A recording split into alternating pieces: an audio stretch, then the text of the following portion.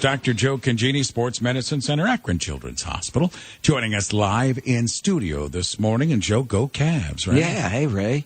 Another celebration. I mean, it's fun. We got to enjoy this. It's once in a generation as a fan, and really, really fun to see. And a little side note of the great week we had with the Cavs winning Games 6 and 7 to win the Eastern Conference is that the story of Jeff Green. He really came to the fore. He really had to carry a lot of the load and played very well. Yeah, he did.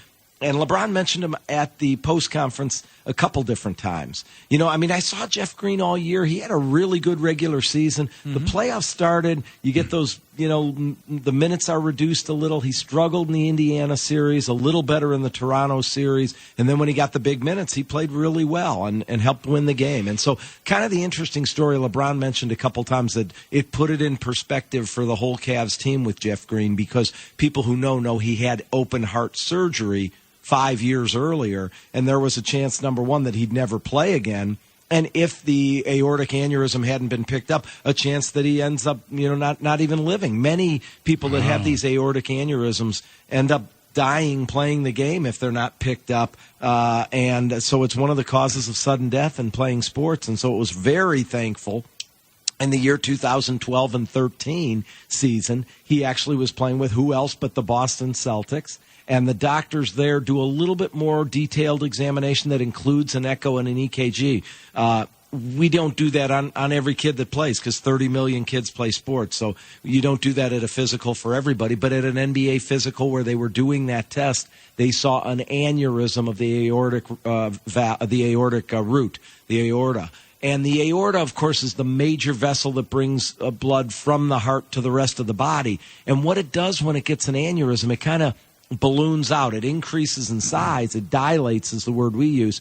But it's kind of like blowing up a balloon. It thins. And then under the rigors of playing sports, it can rupture. And a lot of those cases, when we look back and you see that somebody died suddenly, although that's rare, it does occur. When we find out when they died suddenly, they may have had an aortic aneurysm. And much of the time when they have this, it can be related to Marfan syndrome, a syndrome that occurs in tall people that have other signs and stuff too.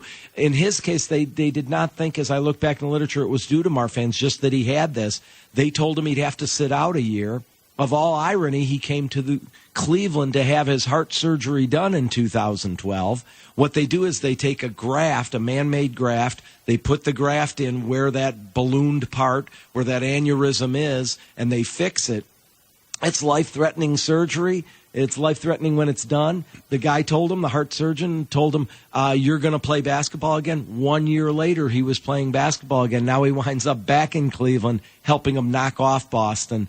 And so LeBron James said, hey, this puts it in perspective for us. This guy was told at one point he may never play again. You know, he may be in life-threatening situation. May never take another breath again. May never take another breath again. A life-threatening situation. It's what we think about and look for sometimes when, when we're looking for some of those life-threatening things that athletes can have. Let me ask you this, Joe. You mentioned under the X-rays they found this aneurysm. That's right. What are warning signs of an aneurysm? Is it loss of breath? Is it fatigue? Is it what is it that would cause you to say, something wrong, I better go get this X-ray? You know, that's the bad part about these aneurysms is much of the time, over half of the time, there may be no symptoms telling you that at all. But if you do get a symptom, it could be, and what a generalized symptom, some chest pain, some back pain because of where the aorta is, it refers to the back, some shortness of breath that's unexplained in other ways.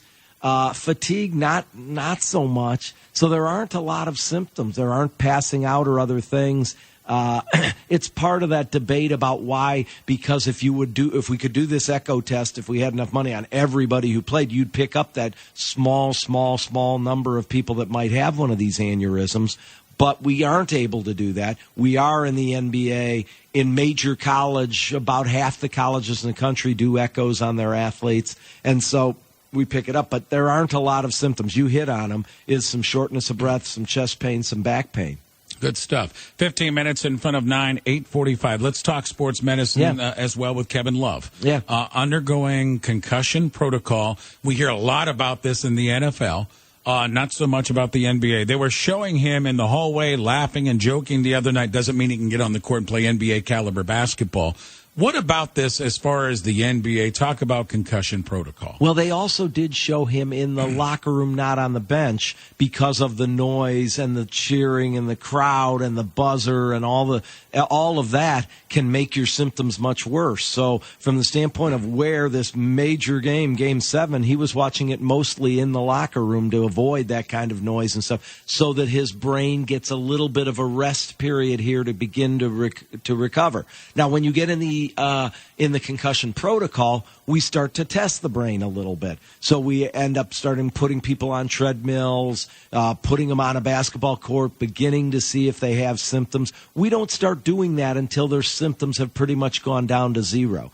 So I assume with the fact that they say he's starting to do some activity, that he's getting into that 5-stage thing where he's allowed to start dribbling, shooting, running harder, bumping bodies with people with contact and other things, and see that if going through 5 stages of that protocol, he has no recurrence of symptoms, then he may be ready to play.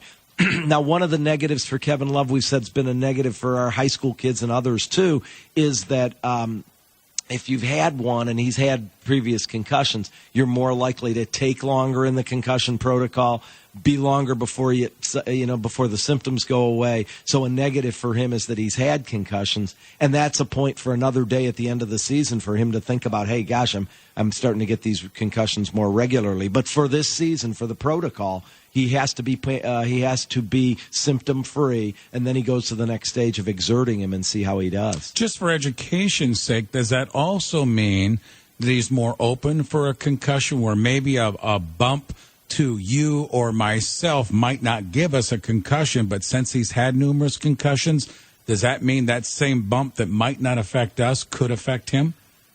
Unfortunately, I have to answer yes to that. In some cases, what it does is it lowers our threshold of getting another concussion by a lesser blow in some people. In some people, they recover completely, and we feel like they're not at an increased risk, but the numbers show that people get reconcussed in some situations. And whether that is that the brain didn't fully recover, we don't know that well, or we've lowered the threshold of a blow. But yeah, that is the real worrisome part of having had these and not rushing somebody back on the court. And so that's why everybody's wringing their hands. Yeah, and that's why so many people are saying, oh, he's got to come back. Come on, he just has a concussion. That's that old methodology, right? He just has a concussion. Yeah. He should be able to come back. What we're doing now is we're really testing to make sure this young man, and Kevin Love is still relatively young, he is healthy enough to get back on the court. He should. That's exactly right. So thanks today. I wanted to talk about, at Children's, we have some of those kids that have that same heart surgery that Jeff Green had, and that's called the Mended Hearts Club. And so a little shout out to the Mended Hearts Club, and one of the Mended Hearts who led us to the Eastern Conference Final was Jeff Green, and what a great story. Great stuff this morning. Thanks, Joe. Thanks, Ray. Have a great week. You too. Dr. Joe Congeni, Sports Medicine Center, Akron Children's Hospital, joining us this morning here on 1590 WAKR. Joins us Wednesdays at this time.